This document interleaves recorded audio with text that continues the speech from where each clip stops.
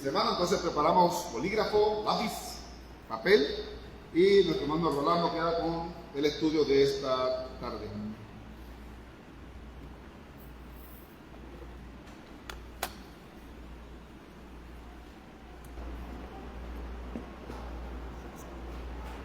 Muy buenas tardes, amados hermanos, qué gusto verles a cada uno aquí esta tarde y ruego a nuestro Dios nos bendiga ricamente en todo, amados hermanos, especialmente que nos bendiga con el mensaje de su palabra, que ese mensaje hoy pueda llegar a nuestro corazón y pueda motivar en él esa vida llena de gozo, esa vida de obediencia a Dios, esa vida de fe, esa vida de entrega y generosidad que nos dejó como ejemplo no solo el apóstol Pablo, sino también los hermanos filipenses.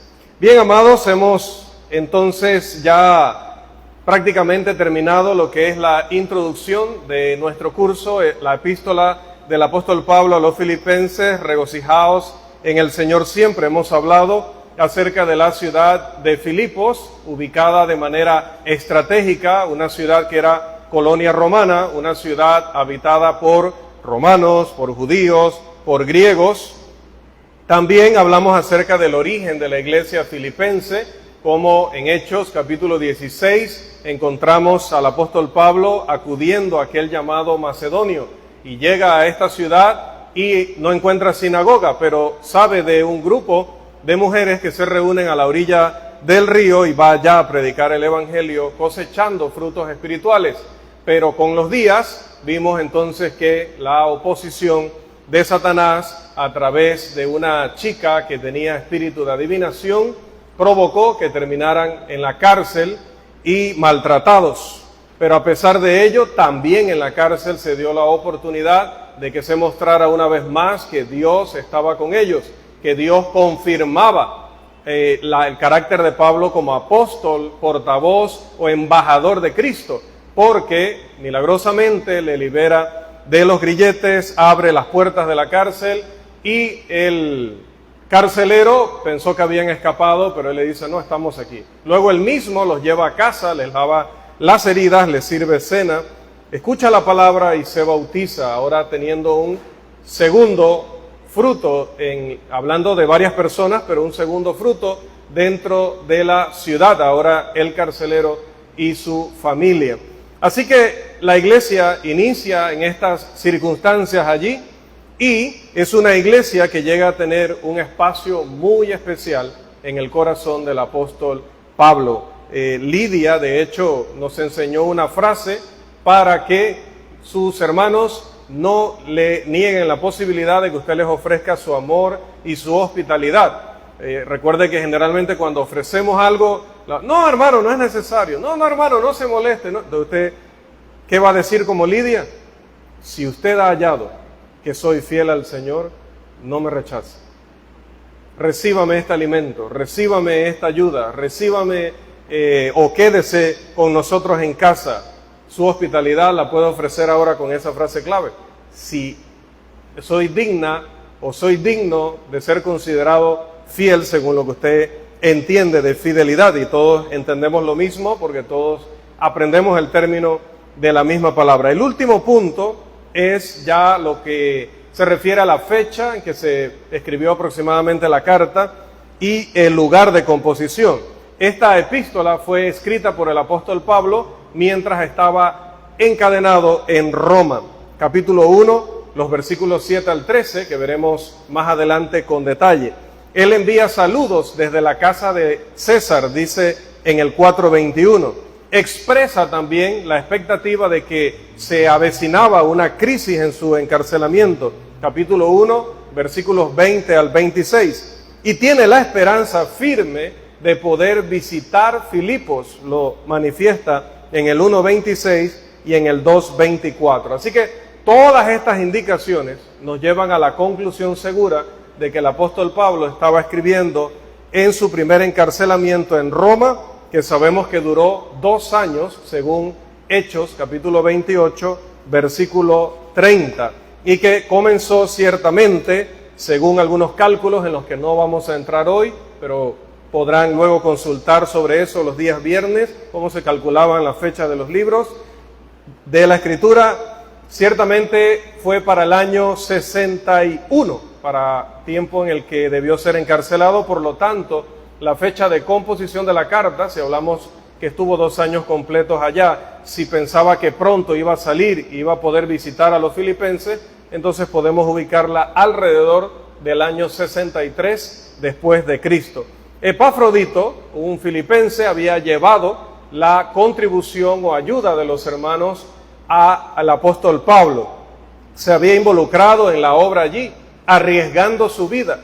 Incluso dice que había enfermado de gravedad, que pensó el apóstol Pablo que Epafrodito iba a morir, pero dice que para no añadir tristeza sobre tristeza, entonces Dios permitió que por amor a Pablo y a sus hermanos no perdiera la vida.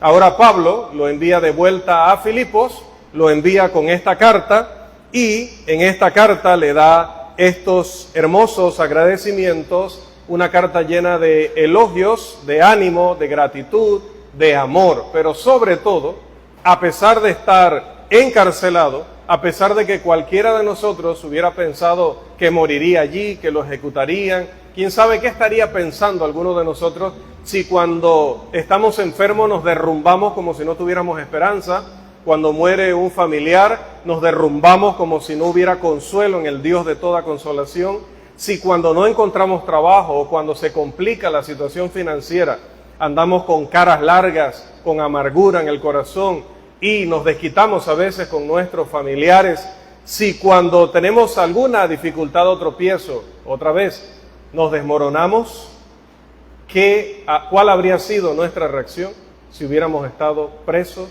durante 2 años en un lugar que era famoso por no dar precisamente libertad a los prisioneros de la categoría de Pablo, sino que generalmente los ejecutaban?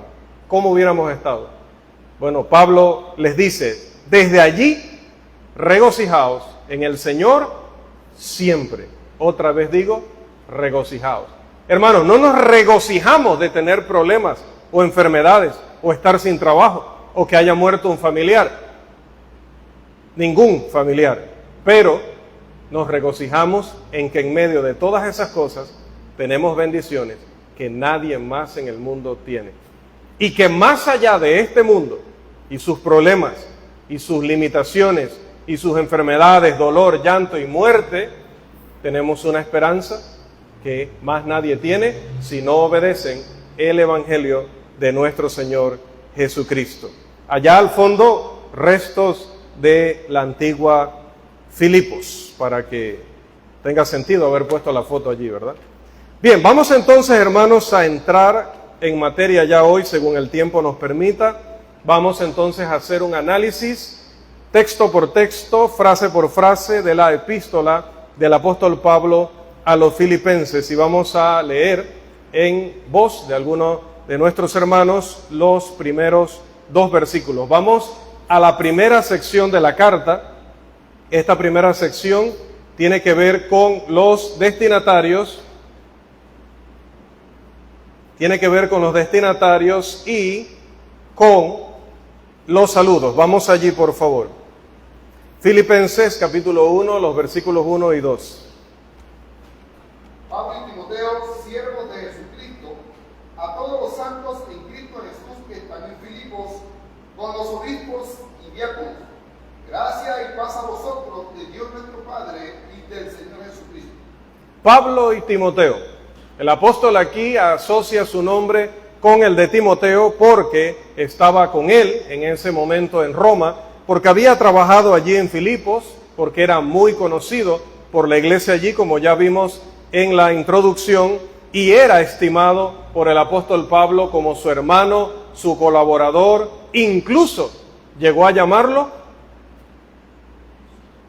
algo más cercano, más íntimo, su hijo en la fe. Era costumbre del apóstol Pablo asociar su nombre con buenos hermanos, con maestros, y debe ser nuestra costumbre también disasociar nuestro nombre de los que no lo son, de los que por su reputación engañan a los hermanos, engañan a la iglesia, desvían a la hermandad o andan en una vida inmoral. El apóstol Pablo más bien siempre quería que su nombre estuviera junto con los Sila, los Timoteo, los Lucas, los Epafrodito, etcétera, ¿verdad? Podríamos mencionar muchos nombres aquí. Timoteo no era apóstol, sino un colaborador. Él los menciona como menciona muchos otros en su epístola. Note que generalmente Pablo inicia sus cartas diciendo Pablo, y luego ¿qué dice? ¿Qué dice, hermano Juan, generalmente? Pablo, siervo de Cristo, esa es una, pero hay otra que usa más. Pablo, apóstol de Jesucristo. Pero en esta ocasión no vemos que él reclame, por lo menos aquí por escrito, ese derecho, ¿verdad? Y se debe a que, según podemos ver tanto en el libro de Hechos, como en la carta a los Filipenses, como en el resto del Nuevo Testamento, en los escritos de él, no había gente en Filipos cuestionando su derecho a ser apóstol de Jesucristo. La cuestión de la circuncisión, que era lo que había provocado muchas críticas o señalamientos en su contra, incluso que los judaizantes trataran de sembrar la duda en las iglesias, ya se había resuelto hacía unos años atrás. ¿Recuerdan? Hechos, capítulo 15. Ahí tenemos cerquita el 15 del 16, más cerquita en lo escrito que en cuanto a los años. Ya habían pasado muchos años o varios años cuando les escribe. Fue ese partidismo de los judaizantes, de los que querían que los hermanos extranjeros, los que no eran judíos, se circuncidaran y guardaran ciertos ritos de la ley de Moisés, los que habían tratado de dividir a la iglesia y poner a los hermanos en contra de Pablo, porque obviamente Pablo los había refutado y los había exhibido. Estaban tan heridos, tan dolidos y tan frustrados porque sus propósitos no se pudieron cumplir, que entonces no hallaron una mejor forma de contrarrestar a Pablo que decir, no es un verdadero apóstol de Jesucristo. Por eso vamos a ver del apóstol Pablo muchas cartas donde sí defiende su posición como apóstol. Pero cuando no era necesario hacerlo, como en esta ocasión, el apóstol Pablo se mostraba, ahora sí como dijo la hermana, de una manera sencilla, humilde, podríamos decir modesta, y se coloca en una posición de suma humildad, como incluso dice en Efesios capítulo 3, versículo 8, menos que el más pequeño de todos los santos. ¿Y por qué el apóstol Pablo se llamaba así? ¿Por qué se llamaba a sí mismo de esta manera? ¿Por qué el apóstol Pablo se llamaba a sí mismo menos que el más pequeño de todos los apóstoles, hermano Didier? ¿Por qué? Si alguien más le ayuda, le tocan todas las demás preguntas de la clase. Hermano Didier. Hermano Juan, lo estoy viendo. Con la mascarilla uno no se da cuenta cuando está soplando. ¿Por qué el apóstol se dice a sí mismo que es menos que el más pequeño de todos los santos? ¿Por qué él hablaba así de sí mismo? ¿Por qué en una ocasión a Timoteo le dijo, yo soy el primero de los pecadores? Cuidado, cuidado. Tengo 16 preguntas más aquí.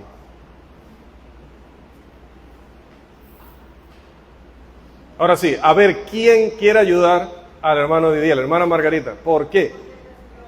Correcto, correcto. Había sido perseguidor, blasfemo, llevaba en su conciencia. Usted se imagina, ahora siendo el apóstol Pablo, él recordando cada día lo que pasó con Esteban y cómo él estaba allí complacido, aprobando eso. Hermanos, tuvo que ser muy duro. Uno debe perdonarse a sí mismo como el Señor le ha perdonado, pero eso no significa que no duela recordar que en otro tiempo hicimos cosas sumamente lamentables. El espíritu de Cristo y su religión son totalmente contrarios a estar utilizando títulos pomposos, a estar utilizando niveles que hagan ver que hay una diferencia entre los hermanos y aquellos que enseñamos o predicamos. Por lo tanto, Pablo no hace uso innecesariamente de ningún título.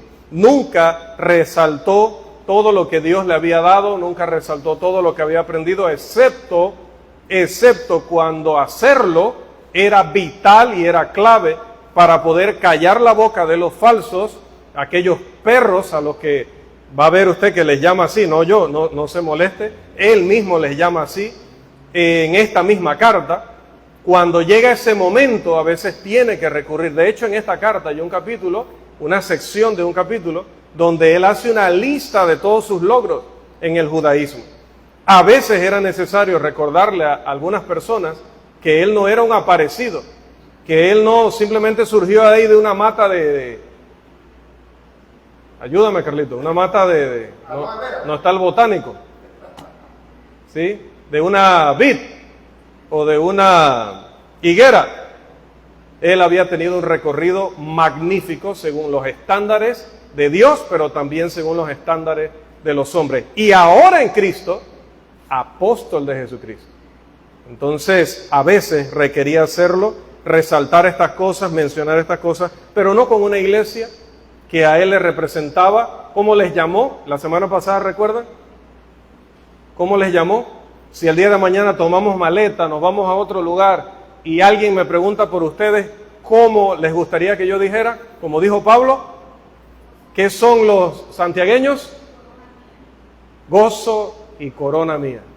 Qué belleza, ¿verdad? Como Pablo se refería a los filipenses. Ahora sí, luego dice, ¿qué son Pablo y Timoteo? Siervos de Jesucristo, lo cual se aplica igualmente al esclavo más pobre que pueda servir a nuestro Dios. Porque diría él en Gálatas, ya no hay esclavo ni libre, ya no hay judío ni gentil o extranjero, ya no hay nada de eso. En Cristo somos uno solo. Así que, aunque él era apóstol de Jesucristo y aunque él tenía todo ese currículo, para Cristo él era uno más de los siervos. Y eso somos nosotros, si no perdemos de vista esa gran realidad. Y, hermanos, es que cuando Cristo es el amo, el Señor, aunque el servicio no promete ser el más sencillo o el más fácil, porque incluso a veces puede requerir nuestra vida, puede requerir los más grandes sacrificios y privaciones, definitivamente ese servicio se transforma en la más maravillosa libertad perfecta para el corazón amoroso y entregado. Qué paradoja en cierto sentido, ¿verdad? Cuando nos convertimos, nos volvemos siervos de Jesucristo, pero este amo no es como el amo anterior. Romanos 6, 16 al 20 nos habla de cuando éramos esclavos del pecado. Y ese amo sí era un amo cruel, un amo que solamente buscaba una recompensa para nosotros. Romanos 6:23. ¿Cuál es el salario que daba ese amo? Romanos 6:23.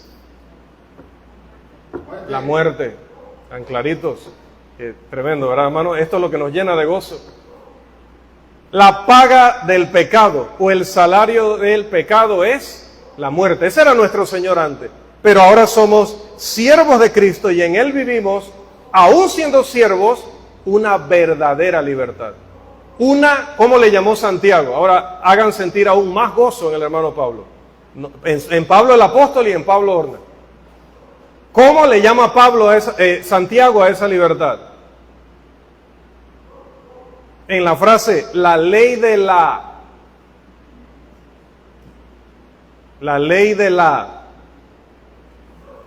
libertad.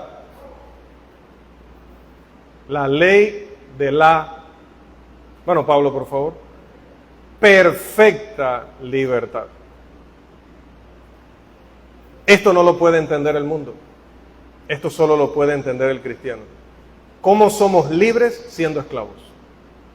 Somos libres del pecado, libres del error, libres de la destrucción, libres de la muerte segunda que va a esperar a aquellos que sigan los dictámenes del diablo y sus ángeles. Luego dice, a todos los santos en Cristo Jesús, que están en Filipos con los obispos y diáconos, gracia y paz a vosotros de Dios nuestro Padre y del Señor Jesucristo. A todos. Me encanta esa palabra. El apóstol Pablo no la dice aquí por casualidad. De hecho, se repite en el 1.2, 1.7, 1.8, 1.25, 2.17 y 4.21. ¿Ve que no es casualidad? Recuerde que la Biblia es inspirada por Dios. Cada palabra que está allí está porque era necesaria que estuviera. No la puedes quitar y no le debes agregar. Cuando dice todos, nos da un mensaje con ello. Esa palabra surge del profundo afecto del apóstol Pablo por la iglesia en Filipos, cuyo hermoso espíritu de unidad, de solicitud para obedecer, de la disposición para obedecer y de la generosidad ante las necesidades de los hermanos, permitió que él incluyera a todos y cada uno de los miembros de esta congregación, sin excepción, en su saludo. No va a decir él, le envío saludos a los buenos hermanos, le envío saludos a algunos hermanos. Dice Juan en la segunda carta, he hallado a algunos de tus hijos andando en la verdad. Pero cuando Pablo escribe de los filipenses, dice que todos ellos, él recuerda a todos los santos que están en Cristo Jesús, que están en Filipos, y les llama santos, un término que yo creo que tenemos muy claro qué significa: apartados, santificados, separados por Cristo o en Cristo como sus siervos. Todos estos discípulos son santos, con derecho a afirmar que se esfuerzan en servir a Dios sin importar cuán débiles o propensos puedan ser a errar, porque ciertamente, aunque Dios nos ha elegido para ser santos, nos ha apartado del mundo, nos santifica a través de ese fruto que estamos teniendo en nuestras vidas por la obediencia a la palabra. Eso no significa que no erramos o que no nos equivocamos. Recuerde las palabras de Juan, en primera de Juan 1:8 al 10, que si nosotros decimos que no tenemos pecado, le hacemos a él mentiroso, porque sí pecamos. Sin embargo, somos de los que al pecar reconocemos la maldad, nos arrepentimos de ella, le confesamos al Padre en oración y por la autoridad de Cristo nos limpia a Él con su sangre de todo pecado. Al mismo tiempo, la palabra sugiere la santidad del carácter individual que debe tener cada miembro, siempre cuidándose de no parecerse al mundo, de no actuar como el mundo, de no vestirse como el mundo, de no hablar el lenguaje del mundo, de no seguir lo que el apóstol Juan también mencionará en primera de Juan 2:15 al 17, las tres avenidas por medio de las cuales Satanás trata de mundanalizarnos. ¿Cuáles son? Los deseos de los ojos, los deseos de la carne y la vanagloria de la vida. Somos santos porque no ponemos nuestro pie en ninguna de esas avenidas, porque no vivimos en la práctica del pecado, sino que en la confianza de que Dios nos dirá al final: buen siervo y fiel, entra al gozo de tu Señor. Vivimos, como dice también Santiago, una religión pura y sin mácula.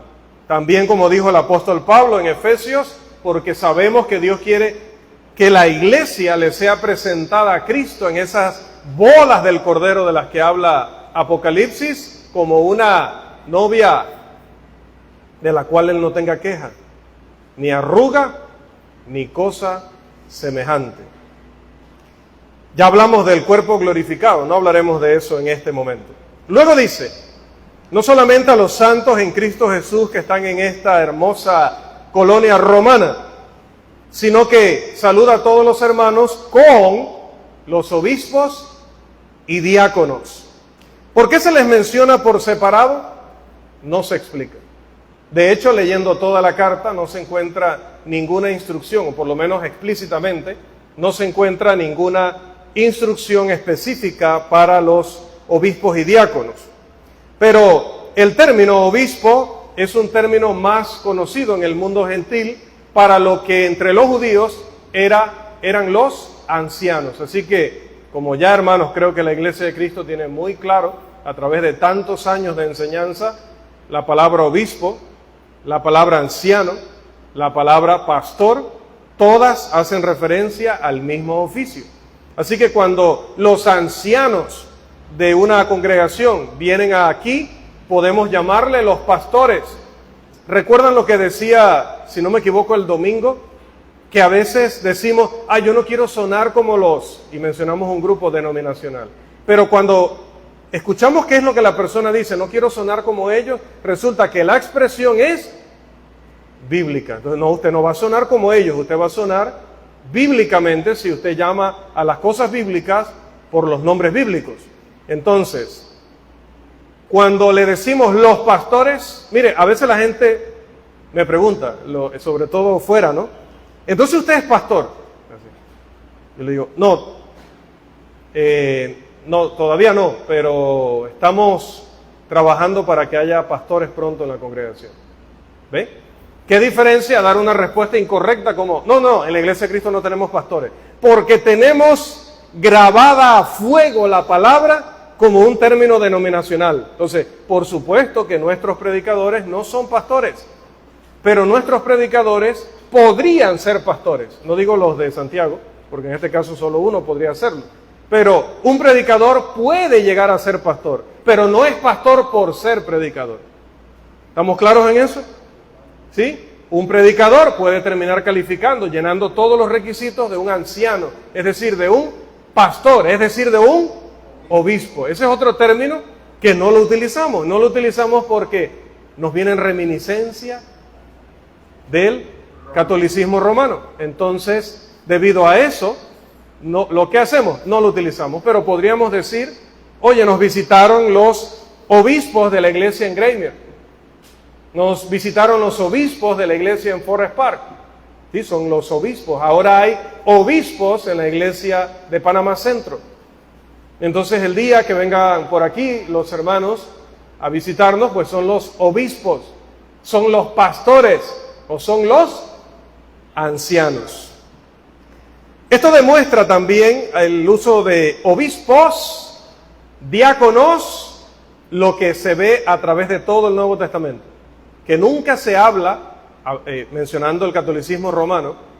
El catolicismo romano es una forma, es una avenida de romanismo, porque en su definición dice que son instituciones que promueven cultura y tradición romana. Y la Iglesia Católica es una de esas instituciones que promueve. Así que en cierta manera sí, pero vamos a llamarle catolicismo romano, por su nombre. Entonces, debido a que ellos se apropiaron del término obispo, nosotros ya lo vemos como obispos son aquellos con la vestidura tal, que están en aquella iglesia, y por eso desechamos el nombre, ¿no? Hermanos, reclamen lo que es bíblico, reclamen lo que le pertenece a la iglesia. Podemos llamarle de las tres formas, y haríamos bien en llamarle así. De hecho, mire que nosotros hemos acostumbrado a llamarle ancianos, porque también la Biblia usa más recurrentemente el término ancianos. Pero porque la Biblia fue escrita por judíos. Entonces ellos iban a utilizar más frecuentemente su vocabulario del día a día. Pero los tres términos son muy válidos. Aquí, como escribe a una ciudad compuesta de varias nacionalidades, mire que utiliza el término obispos. Los diáconos son los servidores en la iglesia. Estos sirven bajo la supervisión de los ancianos y tienen un énfasis en las necesidades materiales que hay dentro de la congregación, aunque también atienden a algunos otros ministerios. De ellos, obviamente, tampoco vamos a hacer una amplia exposición porque no está dentro del alcance de nuestra lección. Versículo 2. Gracia y paz a vosotros, de Dios nuestro Padre y del Señor Jesucristo. Aquí él extiende a los hermanos filipenses el saludo habitual en la oración para que Dios y Jesucristo le concedan dos de las más maravillosas bendiciones. Esas son gracia y paz. No tengo que exponer mucho acerca de la gracia, porque cuando aprendimos más sobre la gracia? ¿Cuándo aprendimos más sobre la gracia, hermana María? Cuidado con las otras 14 preguntas que me quedan. ¿Qué día aprendimos más de la gracia acá? Recientemente. El domingo, correcto, el domingo hablábamos de otra de las cosas que identifican a nuestro Dios. ¿Y qué es la gracia? La bondad divina que siempre está presente. Con el pensamiento especial de una completa y absoluta ausencia de obligación por parte de aquel que la da. Sí. Dios no estaba en la obligación de salvar al hombre rebelde, al hombre desobediente. No estaba en la obligación de hacer nada por nosotros. Debimos morir, como explicaba el hermano. Pero, ¿qué hay en la gracia? Precisamente, esencialmente, la gracia es inmerecida y gratuita. La gloria sea para nuestro Dios, que no se basa en nuestros méritos personales, no se basa en nuestra perfección personal, porque si utilizara esos requisitos para poder ofrecernos la oportunidad de entrar en su reino, ¿cuántos miembros habría en el reino de Cristo? Si Dios se basara en que seamos sin pecado, sin error, y que hayamos hecho suficientes méritos para que Él nos deba la salvación o nos deba el perdón. ¿Cuántos miembros tendría la iglesia de Cristo en el mundo y en la historia? Volvemos a Romanos 3:23. ¿Por cuánto? ¿Qué dice, hermano Juan?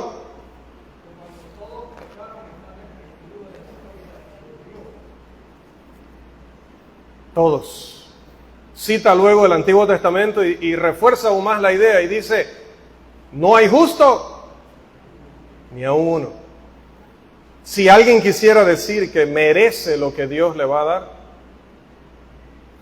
esa persona tendría que pasar por encima de todos estos pasajes bíblicos. Recuerda que las denominaciones dicen, ¡decreto! Que tal cosa tiene que suceder. Yo lo declaro. Olvídese de eso. Pablo rogó por lo menos 3 veces cuando escribió el 2º capítulo de Corintios. No sé si luego rogó más veces, pero hasta allí había rogado 3 veces al Señor que quitara aquel aguijón de su carne, y el Señor le dijo, precisamente, ¿qué le dijo? Oye, te he rescatado de la perdición eterna. ¿Qué más?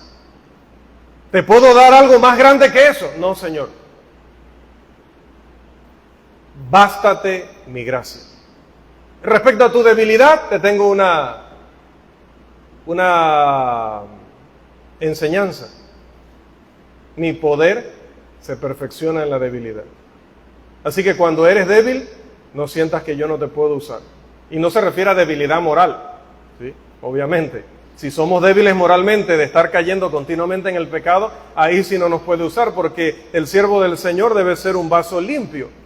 Pero si somos débiles en cuanto a que a veces no somos, como dice Pablo en Corintios, los más intelectuales o los más sabios o los más santos, aún así, de eso que el mundo considera necio, desechable, la gracia de Dios ha decidido elevarlo a los